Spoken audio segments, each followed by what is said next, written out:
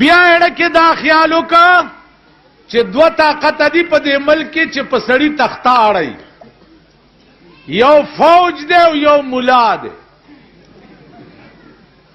نو فوجم قابو کو، چرته چې بسوړه ښکارا کېدا غړپ فوجي به پکې ورو منډل. ریټایر فوجي، د ریټایر فوجي سکار دی چې دوباره به پاغه سیټ باندې کینی، داغه سکار دی. نن د قوم بچی ایم اے او بی اے او ایل ایل بی او بی اے بی ٹی کړه دا، اغه ته جونیئر کلرکی نه ملاویږي او ریټایر فوجیان چې دی په اعلی اعلی منصبونو باندې ناس. نو فوجم غړک اغین ګوګشتو आवाज پرې خو مليانو باندې شورو وکړه.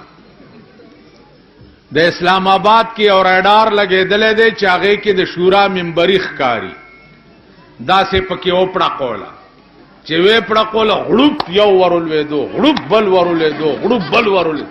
په دلاور کې یو مولاو هغه چې پکې ورو غرزول د شورا منبر کو هغه ول چا ویل دي چې ماشاءالله خراب شه دي، اول ماشاءالله ابو بکر صدیق لګولې